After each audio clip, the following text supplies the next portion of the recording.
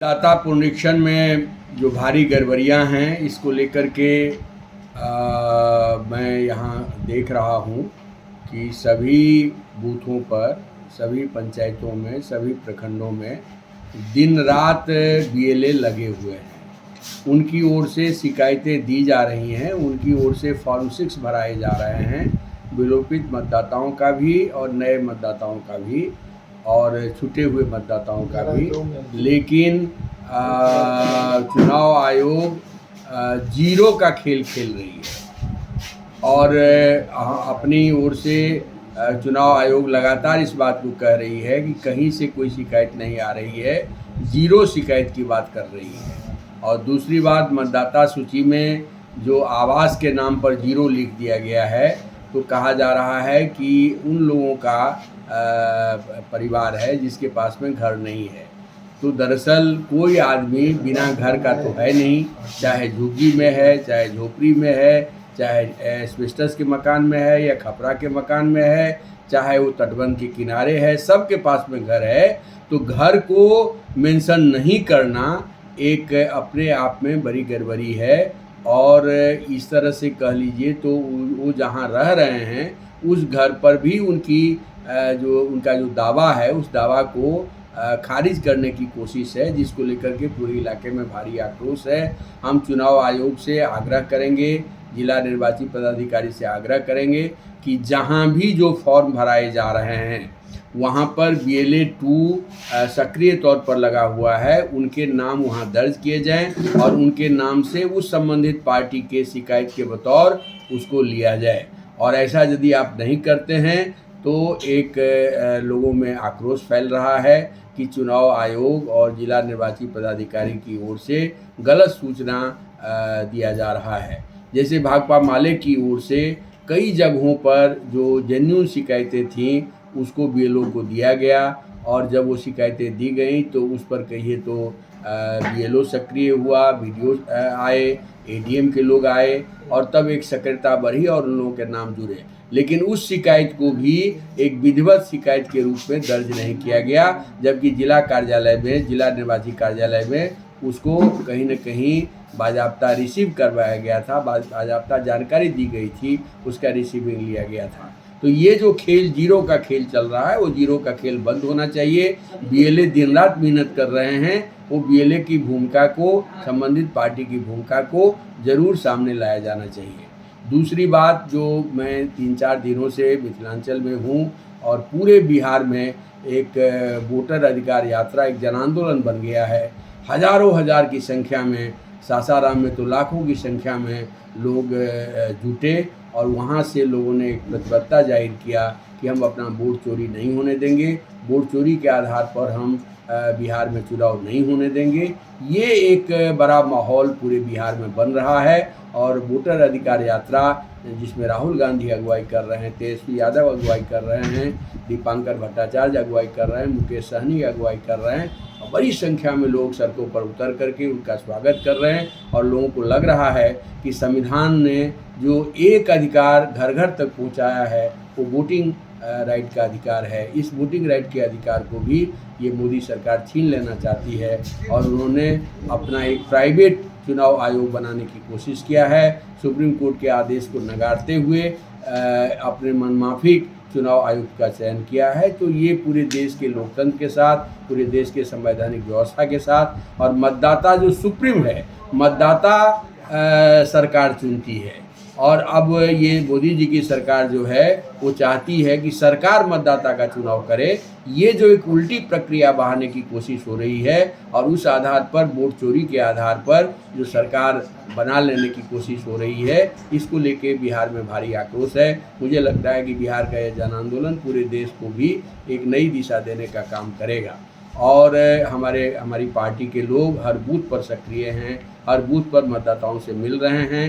24-25 को 2 दिनों का गाँव-गाँव में हमारा पदयात्रा निकलेगा, हमारा प्रचार जत्था निकलेगा और उसके ज़रिए हम लोग एक बड़े पैमाने पर मतदाताओं को जगाने का काम कर रहे हैं। दलित वंचित जमात के लोगों का नाम बड़े पैमाने पर काटा गया है, महिलाओं का नाम बड़े पैमाने पर काटा गया है।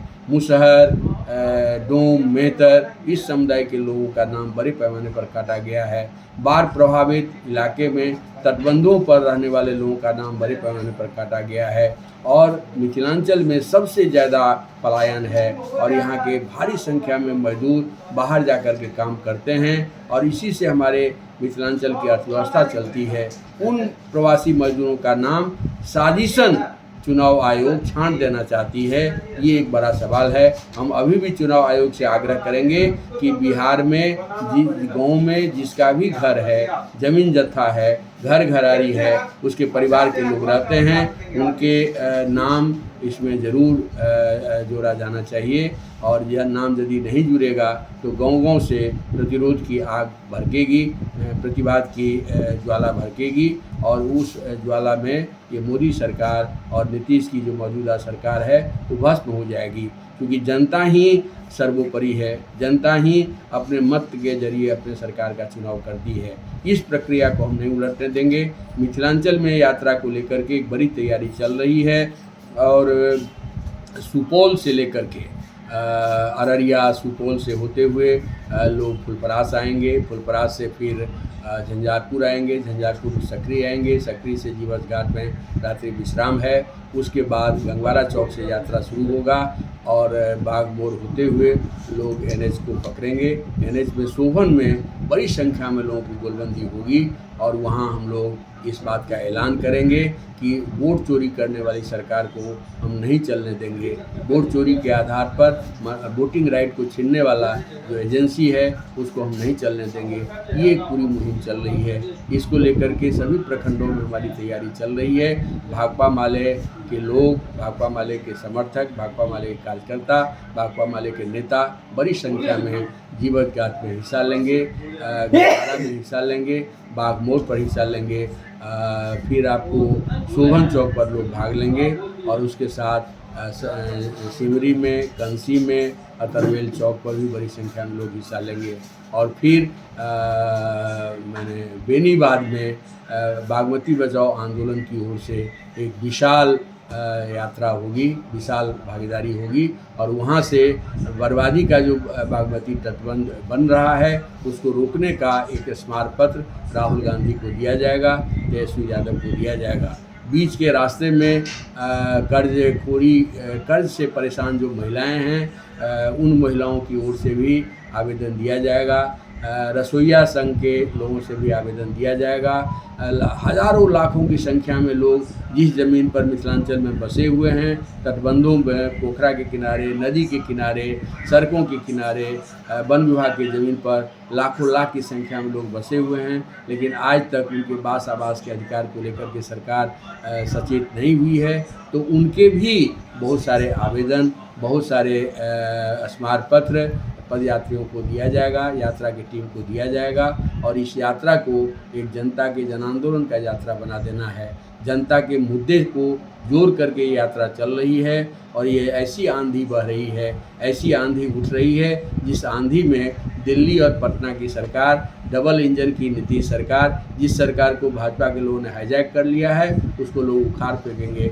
बिहार में इंडिया गठबंधन की सरकार बनेगी, महागठबंधन की सरकार बनेगी और यहाँ से बिहार में विकास का एक नया रास्ता, जिस विकास के नक्शा में किसान होगा, मजदूर होगा, महिलाएं होंगी, छात्र नौजवान होगा, भूमिहीन होंगे, दलित वंचित जमात के लोग होंगे, उनके हक और दावेदारी की बात मजबूती से सामने आएगी, उनके जीवन को बेहतर बनाने का सवाल मजबूती से सामने आएगा।